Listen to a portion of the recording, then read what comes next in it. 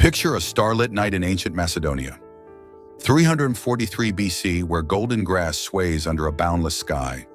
Two boys, barely 13, race across the hills, their laughter echoing like a promise to the heavens. One with golden hair and eyes blazing like fire thrusts a stick into the air and shouts, "I will conquer the world." His name is Alexander, destined to become the greatest king history has ever known. But here's the thing, this boy who would one day hold empires in his hands was never whole without the quiet figure running beside him. Hephaestion, his steady shadow, whose gentle smile could tame even a king's wildfire heart. Now imagine a king who shattered armies, toppled empires, and carved his name across continents, yet carried a secret so profound, it's still debated by historians today. That secret Hephaestion wasn't just a friend, he was Alexander's confidant, his advisor, perhaps the one soul who truly understood him. In a world of swords and glory, their bond was the heartbeat of an empire. In the next 60 seconds, you'll step into a story that's more than war and conquest. It's about a friendship so powerful it shaped history itself. If you scroll past this video, you might miss a truth that 90% of people, even history buffs, overlook: the untold story of Alexander and Hephaestion, two souls who defied time and fate. So stay with me. Under the moonlit ruins of Persepolis, amidst the clash of swords and the whispers of eternity, we'll uncover why their story isn't just about a king and his friend, it's about what it means to be human, to love, and to leave a legacy that burns brighter than the stars. Picture a rugged Macedonian village in 343 BC, where the morning sun spills over rocky hills and the air hums with the clatter of soldiers' shields. In this harsh, warrior-driven world, a young Alexander, barely 13, strides through the dust, his golden hair catching the light like a crown he's yet to wear. Beside him walks Hephaestion, taller, quieter, his dark eyes scanning the horizon, as if he already sees the weight of their shared future. These two boys, born into a kingdom on the cusp of greatness, are more than just friends. They're bound by a spark that feels like destiny, a bond forged in the fires of youth and ambition. Macedonia in 343 BC is no place for the faint-hearted. Ruled by King Philip II, Alexander's father, it's a land of warriors and dreamers, clawing its way from obscurity to rival the mighty city-states of Greece. Alexander the Prince grows up under a shadow of expectation. His father's conquests and his mother Olympias's fierce love shape him into a boy who dreams bigger than the mountains around him. Hephaestion, the son of a noble, matches him step for step, not with loud boasts, but with a quiet strength that steadies Alexander's restless spirit. Picture them sparring with wooden swords, sweat on their brows, laughing as they tumble into the dirt, a moment of joy before the world demands they become men. But tension simmers beneath their carefree days. Philip's court is a nest of ambition, where generals and nobles eye the young prince with both hope and suspicion. Alexander feels the weight of a crown he doesn't yet wear, and Hephaestion, ever loyal, becomes his anchor. Their friendship, already deeper than most, is tested by whispers of rivalry and the looming question of what it means to stand beside a future king. One day, as they rest by a river, Alexander grips Hephaestion's arm and says, "You're the only one I trust." Hephaestion nods, but his eyes hold a flicker of worry. What will this trust cost them in a world built on power and betrayal? Why does this friendship, born in the dust of a small kingdom, matter to a story that will span empires? Because it's the foundation of everything Alexander will become, and it's hiding a secret that even he doesn't fully understand yet. Step into Macedonia in 343 BC, where rugged mountains loom over sun-scorched plains, and the air pulses with the clash of iron and the thrum of war horses. This is no polished Athens or rigid Sparta. It's a raw, restless kingdom clawing its way to greatness. At its heart stands King Philip II, a one-eyed warrior king whose iron will transform scattered tribes into a force that rattles the Greek world. In the bustling capital of Pella, generals sharpen spears, diplomats forge fragile alliances, and a young Alexander, barely a teenager, soaks it all in his ambition, burning brighter than the torches lighting the palace. Philip's Macedonia is a furnace of ambition. He's not just a ruler, he's a mastermind, crafting an army that moves like a single unstoppable beast. Picture a phalanx in training rows of soldiers, their long spears glinting under a blazing sun, marching in lockstep to Philip's commands. His dream is bold: to unite Greece under one banner, but it's a high-stakes gamble. Enemies lurk everywhere from proud city-states to barbarian tribes, and every victory risks sparking rebellion. For young Alexander, growing up in this crucible means learning to navigate a world where trust is scarce. Yet Hephaestion remains his constant, his quiet strength a steady hand amid the storm, their bond a flicker of light in a kingdom built on steel. But trouble brews in the shadows. Philip's new marriage to Cleopatra stirs unrest, casting doubt on Alexander's place as heir. In the palace, whispers of betrayal slither through stone corridors, and Alexander feels the weight of a crown he's not yet ready to wear. One evening, pacing restlessly, he turns to Hephaestion and snaps, "My father builds an empire, but what if it crumbles before I can claim it?" Hephaestion's calm eyes hold no easy answers, only an unspoken promise to stand by him. As Philip's conquests swell, a question hangs in the air. How long can this kingdom hold before ambition tears it apart? In the tranquil grove of Macedonia 342 BC, a circle of young Macedonian nobles gathers beneath ancient oaks, their voices hushed as a towering figure with a philosopher's beard begins to speak. This is Aristotle, the greatest mind of the age, handpicked by King Philip II to shape his son Alexander and his closest companions, including Hephaestion.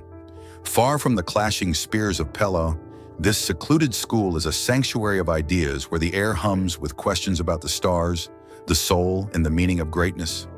For Alexander, his eyes alight with curiosity, it's a chance to dream beyond the battlefield. For Hephaestion, it's a place to anchor his friend's soaring ambitions with quiet wisdom. Imagine them seated on stone benches, sunlight filtering through leaves, as Aristotle unravels the mysteries of the cosmos. He teaches them ethics, how a leader balances justice with power, and politics, the art of ruling men. But it's the tales of Greek heroes that set their hearts ablaze. Aristotle recounts the story of Achilles and Patroclus, warriors bound by a love so deep it defied death itself. Alexander, leaning forward, whispers to Hephaestion, "That's us, one day the world will speak of you and me like this." Hephaestion's smile is soft, but his gaze carries a weight as if he senses the cost of such legends. These lessons forge their bond tighter, not just as friends, but as partners in a shared vision of glory. Yet even in this haven, tension creeps in. Aristotle's teachings challenge Alexander to question everything, his father's methods, his own destiny, even the gods themselves. The other students like Ptolemy and Cassander vie for Alexander's favor, but Hephaestion remains his constant, the one who listens when doubts spill out in the quiet of night. One evening, by a flickering fire, Alexander confesses, "What if I'm meant for more than Macedonia?" Hephaestion, stirring the embers, replies, "Then I'll follow you to the edge of the world." But as their dreams grow bolder, a shadow looms. How will this friendship survive when the lessons of Mysa meet the brutal reality of power? The year is 336 BC, and the Macedonian palace in Pella crackles with chaos, its stone halls heavy with the weight of a kingdom unmoored. King Philip II, the iron-willed architect of Macedonia's rise, lies dead, struck down by an assassin's blade during a grand festival, his blood pooling on the marble floor like a warning from the gods. At just 20 years old, Alexander, his golden-haired son, steps into the void, his piercing eyes now shadowed by a crown he never expected to wear so soon. The court holds its breath, watching this young man, barely past boyhood, claim the throne of a nation surrounded by enemies. Yet in the dim glow of a war tent, one figure stands resolute by his side. Hephaestion, no longer just the friend of a prince, but the unwavering anchor for a king navigating a world poised to tear him apart. Alexander's ascension is a blaze of action. He moves with the ferocity of a lion, crushing rebellions in Greece with a speed that silences doubters. Picture a windswept plain outside Thebes where Macedonian soldiers, their bronze armor glinting under a harsh sun, raise their spears and roar as Alexander, astride his wild stallion, Bucephalus, vows to forge an empire greater than his father's. Hephaestion, now his closest advisor, is no shadow in the background. He's the steady hand charting the course. In the cramped confines of a war tent surrounded by worn parchment maps and the acrid scent of oil lamps, Hephaestion sketches battle plans, his calm voice weaving strategies that turn Alexander's dreams into reality. "We'll take Greece, then Persia." Alexander declares, his words sharp with certainty, his hand gripping Hephaestion's shoulder. Hephaestion's nod is quiet but firm, a silent oath: "I'll make it happen, no matter the cost." But power casts long shadows, and Alexander's bold moves stir unease. His swift unification of Greece under the League of Corinth, a dream Philip never fully realized, draws grudging respect, but also resentment from seasoned generals like Parmenion, who see only a brash youth where a king should stand. Whispers ripple through the court, questioning why Alexander places such trust in Hephaestion, a nobleman with no great lineage to boast. Imagine a banquet hall in Pella, its tables laden with wine and roasted meat, where the clink of cups masks a growing tension. A grizzled commander leans toward another, muttering, "Why does the king lean so heavily on this boy above us all?" Alexander, catching the words, clenches his jaw, but Hephaestion's steady hand on his arm keeps his temper in check. Their bond, now the bedrock of a fledgling empire, is tested not just by external enemies, but by the jealous eyes of those closest to the throne. Hephaestion's role grows beyond friendship. He becomes Alexander's chiliarch, a title borrowed from the Persians, marking him as second in command, the king's voice in matters of war and governance. In quiet moments away from the clamor of the court, they share a vision that stretches beyond Macedonia's borders. One night, under a canopy of stars, Alexander traces the outline of Persia on a map, his voice low but fervent. "We'll build something the world has never seen." Hephaestion, his face lit by the glow of a dying fire, replies, "And I'll be there every step." Yet as they prepare to march on the vast Persian Empire, a question looms larger than the campfires dotting the horizon. Can their friendship, forged in the innocence of youth, endure the crucible of power and betrayal that awaits? The year is 331 BC, and Persepolis, the dazzling heart of the Persian Empire, kneels before Alexander. Its towering columns of polished stone rise like sentinels under a desert moon, their intricate carvings glowing faintly in the silver light. This is no mere city, it's a symbol of power, once the seat of Darius III, now claimed by a Macedonian king not yet 25. Alexander stands on a marble balcony, his crimson cloak snapping in the night wind, his gaze sweeping over a sea of rooftops glittering with conquest. Yet beneath his triumphant facade, a shadow stirs in his eyes, a king who has seized the world, but feels a hollow ache he cannot name. Beside him, Hephaestion steps forward, his white robe catching the moonlight like a beacon, his steady presence anchoring Alexander in a way no crown ever could. This moment is more than a pause in a conqueror's march, it's a reckoning of the heart. Alexander has carved a path of victories, from the blood-soaked fields of Granicus to the thunderous clash at Gaugamela, toppling Persia's might and claiming its treasures. But here in the opulent halls of Persepolis, with gold and silk at his fingertips, victory feels strangely empty. He's no longer just a Macedonian prince, he's the ruler of a vast empire, stitching together Greeks, Persians, and countless others in a fragile tapestry. The weight of it presses on him, a puzzle of cultures and loyalties he must solve. Hephaestion, his chiliarch and closest confidant, senses the storm within. Placing a hand on Alexander's shoulder, his voice cuts through the desert stillness. "You've conquered cities, but the heart of the world is harder to hold. Don't let glory blind you to what matters." His words, simple yet piercing, pull Alexander back from the edge, their bond a quiet fortress amidst the chaos of empire. Picture a rare moment later that night, the two alone in a palace chamber, its walls adorned with Persian tapestries shimmering in candlelight. Alexander paces, his voice low but intense. "I've won Persepolis, but what if it's not enough?" Hephaestion, seated by a bronze brazier, meets his gaze with unwavering calm. "Enough isn't a place, Alexander. It's who you carry with you." Their connection, forged in Macedonian fields and sharpened by years of war, shines brightest in these stolen moments, a reminder that even a king needs a soul to lean on. But the splendor of Persepolis hides growing tensions. The Persian nobles, now subjects of a foreign king, watch Alexander with guarded eyes, uneasy as he dons their customs, a silk robe here, a Persian bow there. His Macedonian generals, loyal but stubborn, bristle at his attempts to blend East and West. Imagine a grand feast in Persepolis' great hall, its golden reliefs gleaming under torchlight, where wine flows and music hums. A Macedonian officer, his face flushed with drink, leans forward and sneers, "Why does Hephaestion, of all men, hold the king's ear?" The words hang heavy, drawing Alexander's icy stare, but Hephaestion deflects with a measured word, his calm a shield against the rising tide of discontent. The court buzzes with whispers some call Hephaestion a steadying force, others a dangerous influence. As Alexander sets his sights eastward toward the uncharted lands of India, a shadow deepens. What will this empire demand of the bond that holds its king together?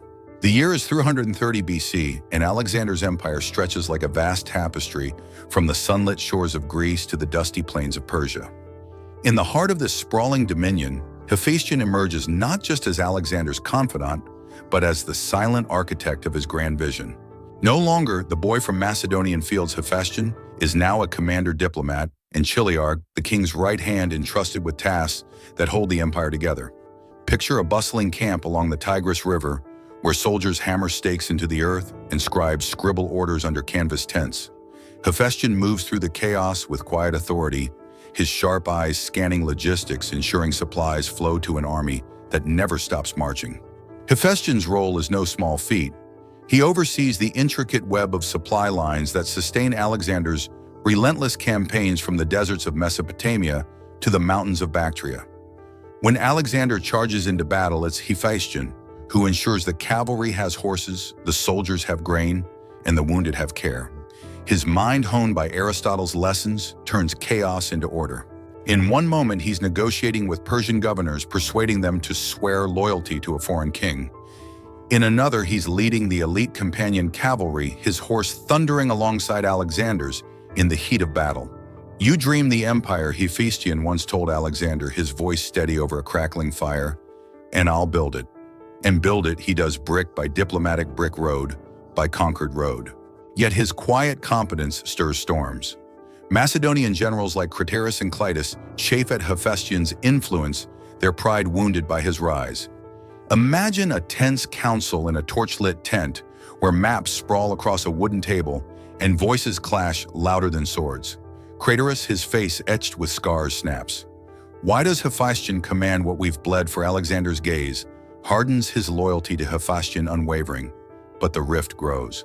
Hephaestion, ever the diplomat, smooths tensions with a calm word, but his heart carries the weight of being both indispensable and envied. His role binds him to Alexander's side, yet it paints a target on his back in a court where ambition breeds betrayal. As Alexander pushes deeper into Asia toward the uncharted edges of India, Hephaestion's burdens multiply. He orchestrates the blending of Greek and Persian cultures, arranging mass weddings at Susa, where Macedonian soldiers wed Persian brides to forge unity. But the soldiers grumble and the Persians bristle, and Hephaestion stands at the crossroads of two worlds, his loyalty to Alexander the only constant. One night, as they share a quiet moment by a riverbank, Alexander clasps his friend's arm and says, "Without you, this empire would crumble." Hephaestion's smile hides a flicker of unease. What happens when the weight of an empire becomes too heavy for even their bond to bear? The year is 324 BC, and the ancient city of Ecbatana shimmers under a relentless autumn sun, its mud brick walls a stark contrast to the opulence of Persepolis. Alexander's empire, now a vast mosaic stretching from Greece to India, hums with the weight of his victories. But in a quiet chamber, a different battle unfolds. Hephaestion, the man who has been Alexander's shadow, his confidant, his heart lies pale and fever-stricken, his once steady frame weakened by a merciless illness. The air grows heavy with the scent of herbs and desperation as physicians hover, their faces grim. Alexander the Conqueror, who faced armies without flinching, kneels by the bedside, his hands gripping Hephaestion's, his voice a broken whisper. "You can't leave me. Not now, not ever." This is no ordinary loss. It's a wound that cuts deeper than any spear. Hephaestion, the chiliarch who orchestrated supply lines and soothed Persian nobles, has been the anchor to Alexander's relentless ambition. His fever, sudden and cruel, strikes like a hidden blade defying the physician's potions and prayers. Imagine the palace halls, usually alive with the clatter of armor, now hushed as soldiers and courtiers tiptoe past, fearing the king's wrath. Alexander, his eyes red with sleepless nights, pleads with the gods, offering sacrifices. But Hephaestion's breath grows shallower. In a final moment, his voice faint but calm. Hephaestion murmurs, "Don't fear, Alexander. I'll always be with you." And then silence. The man who steadied an empire is gone. and Alexander's scream tears through the palace, a raw, primal cry that echoes like a crack in the world itself. Grief transforms the king into a ghost of himself. He orders the sacred fires in Persian temples extinguished, a ritual reserved for a king's death, declaring Hephaestion's loss equal to his own. In Ecbatana's dusty streets, a funeral procession unlike any other takes shape. Thousands of soldiers line up, their heads bowed, as a golden bier carries Hephaestion's body, draped in silks and crowned with laurels. Alexander, his face hollow, walks behind his empire, forgotten in the shadow of his pain. He decrees monuments to Hephaestion temples to rival the gods and demands his name be spoken in every ceremony, as if words could summon him back. But the court watches uneasily. Generals like Ptolemy whisper of a king unmoored, and Persian advisors fear his grief will fracture the empire's fragile unity. As Alexander wanders Ecbatana's halls, clutching memories of Hephaestion's quiet smile, a question haunts the air. How can a man who conquered the world survive the loss of the one who made him whole? The year is 324 BC, and the sprawling palaces of Babylon hum with the weight of an empire at its zenith. Yet a hollow shadow clings to Alexander. Months have passed since Hephaestion's death in Ecbatana, but the king who once conquered nations now wanders like a ghost. His eyes dimmed, his steps heavy under a grief that no victory can heal. The man who tamed Persia and defied the gods is unraveling his heart, a battlefield where loss wages a relentless war. In the torchlit halls of Babylon, courtiers and generals watch in uneasy silence as Alexander clings to memories of Hephaestion, his voice breaking when he speaks his name, as if saying it could summon him back from the underworld. Alexander's grief is a force as fierce as his ambition. He pours his pain into decrees ordering temples built to honor Hephaestion as a hero, their marble columns rising like prayers to the heavens. He names ships and cities after his lost friend, and in every ceremony he demands Hephaestion's name be spoken, a ritual that feels more like defiance than tribute. Picture a windswept riverbank at dusk, where Alexander kneels alone, casting offerings into the Euphrates, whispering, "You promised you'd always be with me." His generals, once loyal, grow restless. Ptolemy and Seleucus exchange worried glances, fearing their king's obsession will fracture the empire. Even the soldiers, hardened by years of conquest, murmur about a leader who seems to mourn more than he rules. The empire itself begins to creak under the strain. Alexander's plans grow erratic, wild schemes to conquer Arabia, to sail beyond the known world as if movement could outrun his sorrow. He drinks heavily, his laughter replaced by fits of rage, alienating those who once rallied to his banner. Imagine a banquet hall in Babylon, its tables groaning with riches, where Alexander, his face flushed with wine, lashes out at a general who dares question his latest campaign. The air grows thick with tension, the loyalty of his men fraying like a worn rope. His body, once tireless, weakens under fever and exhaustion, as if Hephaestion's death has drained the life from him too. In quiet moments, he traces old maps lingering over places they saw together, his fingers trembling with the weight of a world now empty. As Alexander stumbles toward his next conquest, his soldiers and advisors wonder, can a king who has lost his anchor survive the storms of his own making? The year is 323 BC, and the echoes of Alexander's empire linger in the dust of Babylon, where he will soon draw his final breath. But the story of Alexander and Hephaestion does not end with their deaths. It burns on a flame, carried through centuries, etched into the annals of history and the hearts of those who hear it. Their bond, a tapestry of loyalty, love, and shared dreams, becomes a legend that outlives empires, whispering across time from the ancient scrolls of historians to the silver screens of today. In the quiet ruins of Persepolis, where moonlight once bathed their shared moments, their story lives, a testament to a connection that defied the boundaries of mortality. Ancient chroniclers like Arrian and Plutarch captured their tale, painting Hephaestion not just as Alexander's friend, but as his other self, a soul intertwined with the king's.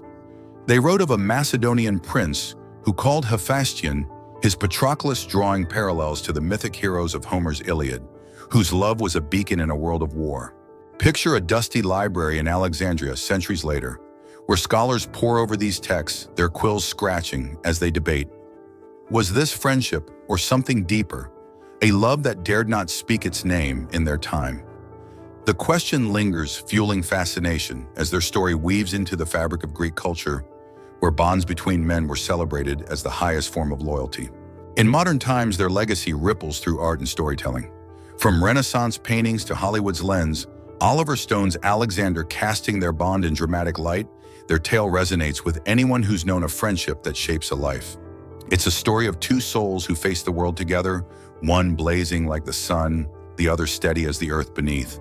For Americans, it echoes tales of unbreakable bonds like soldiers sharing foxholes or friends building dreams against the odds. But it also carries a universal truth.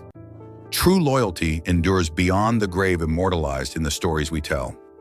Yet as their legend grows, so do the questions. Some see romance, others brotherhood, and the debate itself becomes part of their legacy, a mirror reflecting our own values.